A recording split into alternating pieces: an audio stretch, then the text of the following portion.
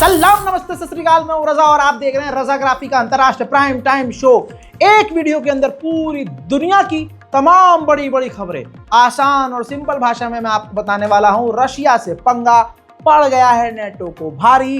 NATO ने अपनी असलियत दिखाई और रूस के खिलाफ खुलकर कार्रवाइयां की। रशिया को हराने के लिए पूरे नेटो और वेस्ट के देशों ने अंधा पैसा खर्च किया, लेकिन रशिया अभी तक घुटनों पर ना आया। ऐसे में रशिया नए नए हथियारों को टेस्ट भी करता रहा, अपने आप को मजबूत भी करता रहा।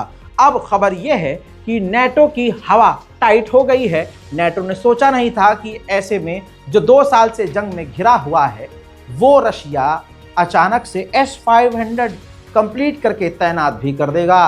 खबर यह आ रही है कि रशिया ने अपने सबसे एडवांस एयर डिफेंस सिस्टम, जिससे अमेरिका भी S-400 से परेशान रहता है, उसका एडवांस वर्जन S-500 बना लिया है और उसको तैनात भी कर दिया है, जिसकी रेंज में नेटो के कई देश शामिल हैं। वहीं यूक्रेन ने बौखलाहट में आकर ये तस्वीर देखिए, रूस के कुर्स्क के इलाके में अमेरिका के खतरनाक मिसाइल ATACMS मिसाइल दाग दी है।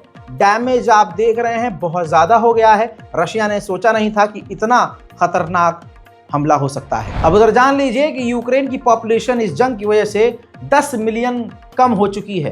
ज्यादातर लोग देश छोड़कर भाग गए हैं। वहीं अमेरिका के विदेश मंत्री ने ऑन रिकॉर्ड एक्सेप्ट कर लिया है कि यूक्रेन को अमेरिका पहले से ही हथियार दे रहा था ताकि वह ऐसी सिचुएशन के लिए तैयार रहे। यानी अमेरिका ने मान लिया है कि ये सिचुएशन अमेरिका के द्वारा ही बनाई गई है कि यूक्रेन रूस से भिड़ जाए। रशिया ने यूरोप को एक ही झटके में सुस्त कर दिया है। रशिया ने यूरोप को गैस सप्लाई जरा सा कम क्या की, पूरे यूरोप में हड़कंप मच गया है।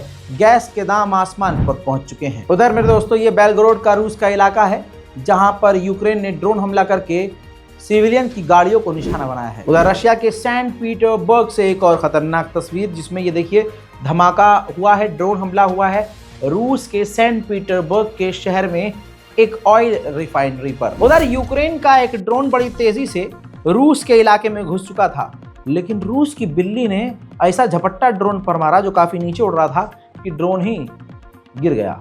देखिए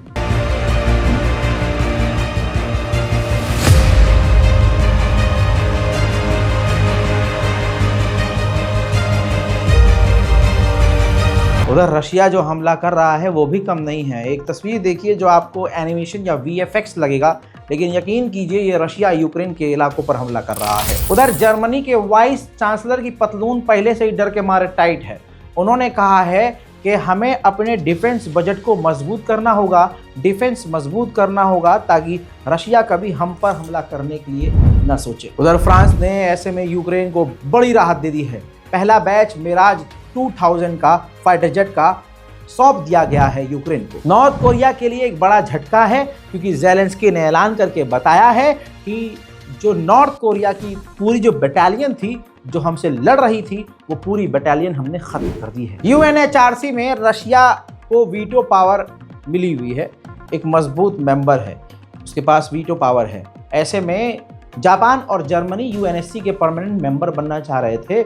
रशिया ने वीटो पावर का इस्तेमाल किया और दोनों को लात मार दी और कहा कि जापान और जर्मनी का इतिहास काफ़ी ख़राब है, इनको UNHRC का मेंबर नहीं बनाया जा सकता। वहीं रशिया ने एक्सेप्ट किया है कि यूक्रेन ने काउंटर अटैक शुरू कर दिया है हमारे कुर्स्क के इलाके में। यानी जो हमने हमले किए थे उसकी जवाबी कार्रवाई अब यूक्रेन शुरू कर चुका है। जिस अजरबैजान के पैसेंजर विमान को रशिया ने मार गिराया, उस पैसेंजर विमान के टुकड़े को अजरबैजान के इलाके से ले जाते हुए तस्वीर देखी जा सकती है।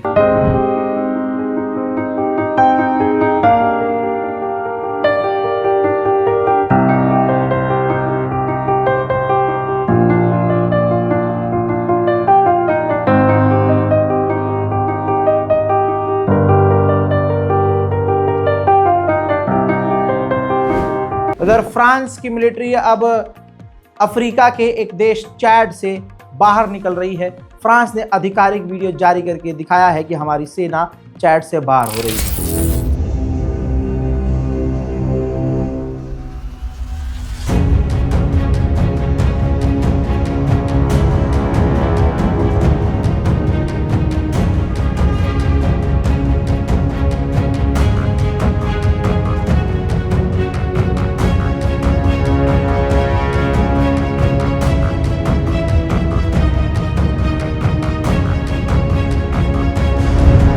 पाकिस्तान के लिए काला दिन। पाकिस्तान के बलूचिस्तान के इलाके में एक बस में सुसाइड अटैक हुआ जिसमें दर्जनों पाकिस्तान के फौजी मारे गए हैं। उधर तालिबान की सरकार ने पाकिस्तान को कुछ यूं हड़काया कि जलील भी कर दिया। अफगानिस्तान की तालिबान सरकार ने कहा कि ये जो अब्दाली पाकिस्तान की मिसाइल है ये कुछ भी नहीं है, हमारे जो तालिबानी लड़ाके हैं ये खुद चलते फिरते परमाणु सासीवी नहीं जमंगा गावंड के मुल्कों ने दीचे पखपलो सलाव बांध मगरूर दिवाई ची इमारत को जमंग पे मख इसम ने मु खुदा सलावेलो खो बे वो तो मंग दा खबर को च किताब मिसाइल बांध अहमद महमूद में खैदा दमुक सरगा अहमद महमूद दल तो मौजूद थी ताप मिसाइल बांध गजनवी ने मखै बाबर दिनों पे खै अब्दाली दिनों पे खै जमा मल्क अब्दालियानो डाकता जमा मल्क ले महमूदानो गाट डाकता जमा मल्क ले बाबुरियानो डाकता हर यावे बा में आठम दे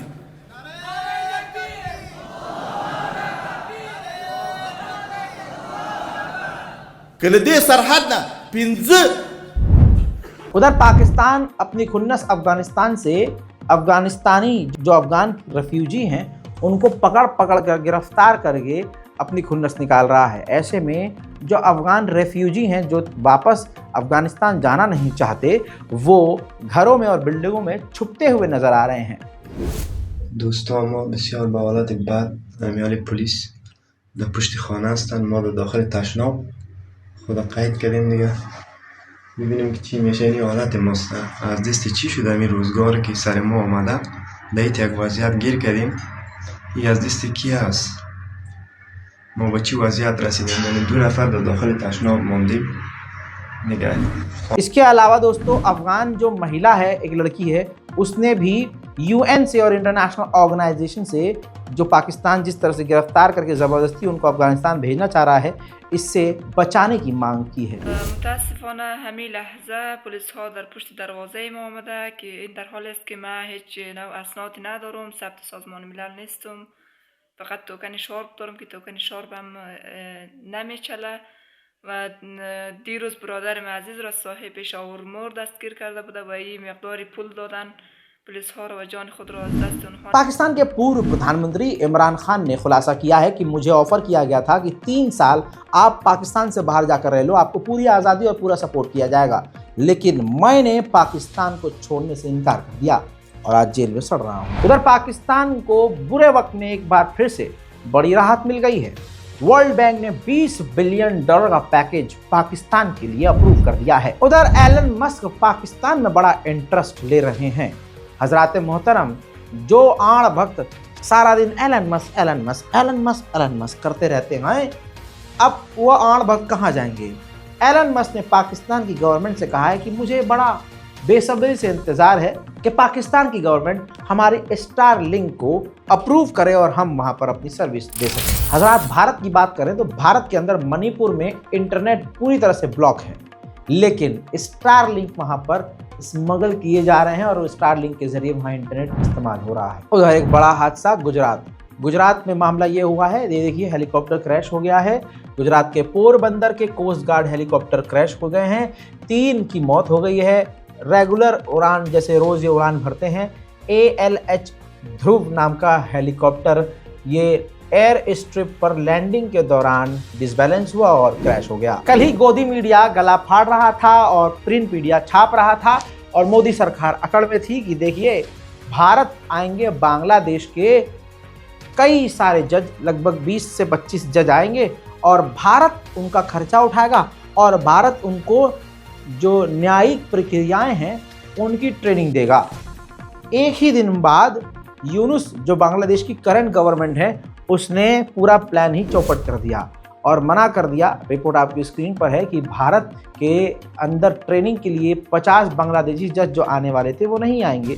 यूनुस सरकार ने रद्द किया पूरा का पूरा कार्यक्रम। मसला ये है कि शेख हसीना जब पीएम थी तो 2017 में उन्होंने भारत से एग्रीमेंट किया था कि हमारे यहाँ जो जज होंगे वो ट्रेनिंग के लिए आपके यहाँ आएंगे, और अब शेख हसीना के खिलाफ जो सरकार अब बनी है, जाहिर सी बात है वो शेख हसीना के एग्रीमेंट को क्यों मानेगी। तो उन्होंने यूनिस सरकार ने कैंसिल कर दिया। हालांकि यूनिस सरकार जो है वो भारत के खिलाफ सख्त है और भारत के खिलाफ खतरनाक कदम उठाने की तरफ आगे बढ़ती हुई नजर आ रही है। जैसे पाकिस्तान के साथ जो बांग्लादेश की करीबी है, ये भारत को डराने वाली है। अब जो रिपोर्ट आई है उसने और मामला बिगाड़ दिया है।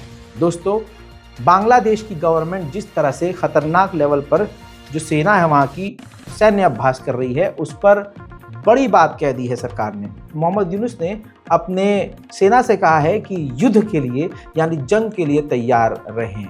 यानी युद्ध अभ्यास जो है वो असली जंग की तैयारी करने जैसा है।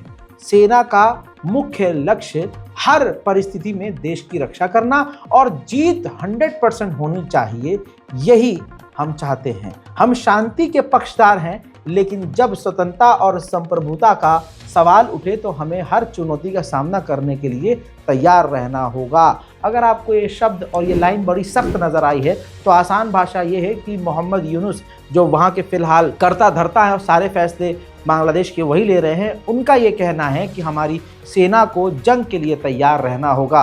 और जाहिर सी बात ये इनडायरेक्ट वे में भारत को धमकी है। उधर भारत आने वाले हैं अमेरिका के नेशनल सिक्योरिटी एडवाइज़र, और चाइना दुनिया का जो सबसे बड़ा डैम बना रहा है जिससे भारत काफ़ी ज़्यादा परेशान है, इस मुद्दे पर बात की जाएगी। वहीं मेरे दोस्तों, भारतीय एक्सपर्ट के मुताबिक जो बाइडेन की सरकार थी वो अब तक की सबसे अमेरिका की बेहतरीन सरकार थी भारत के लिए। यानी भारत के लिए बाइडेन की सरकार अच्छी थी। अब जो डोनाल्ड ट्रंप आ रहे हैं, मोदी जी के फ्रेंड, वो भारत के लिए अच्छी सरकार नहीं होगी। मेरे दोस्तों, जापान और अमेरिका के बीच स्टील डील थी कि हम यानी अमेरिका जापान को स्टील टेक्नोलॉजी देता। वो स्टील्थ नहीं, स्टील जो नॉर्मल स्टील होती है वो साथ बनाने का एग्रीमेंट था। लेकिन न जाने क्यों बाइडेन सरकार ने कहा कि ये हम डील जापान से कैंसिल कर रहे हैं क्योंकि ये हमारे नेशनल सिक्योरिटी के लिए खतरा है। लेकिन जापान को शांत करने के लिए लगभग 3.6 बिलियन डॉलर की मिसाइलों की डील जापान के लिए अमेरिका ने अप्रूव कर दी है।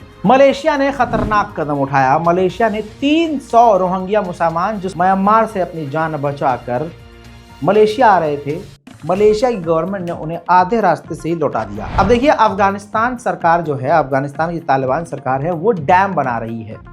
अब वो डैम जो बना रही है, उस डैम की वजह से जो पानी है वो ईरान की तरफ जाने से रुक जाएगा, ब्लॉक हो जाएगा। ईरान में पहले से पानी की किल्लत है, जाहिर सी बात है ईरान का भड़कना तय था।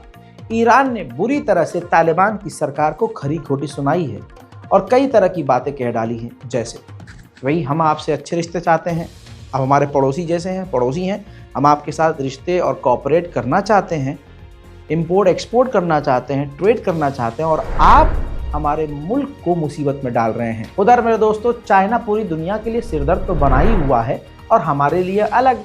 शायद मोदी जी यही देख देख के डर रहे हैं और अपनी ज़मीन बिना कुछ कहे जो है उसको लिखित में दे देते हैं और फिर कहते हैं ना कोई गुस्सा था ना कोई गुस्सा है।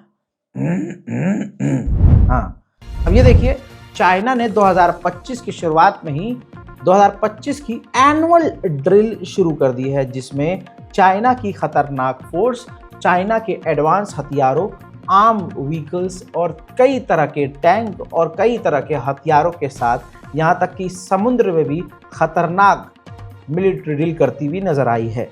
इस ड्रिल के अंदर आप अपनी आंखों से देख सकते हैं कि चाइना ने अपनी पूरी ताकत, चाहे मिसाइल हो, चाहे फाइटर जेट हो, तमाम ताकत दिखाई है और तमाम ये सब की सब चीज़ें मंजर आम पर आ चुकी हैं। इंटरनेशनल प्राइम टाइम में आज और अभी के लिए इतना ही। चैनल को सब्सक्राइब करना बिल्कुल मत भूलिएगा। मैं हूं रज़ा और आप देख रहे हैं रज़ाग्राफी। जय हिंद।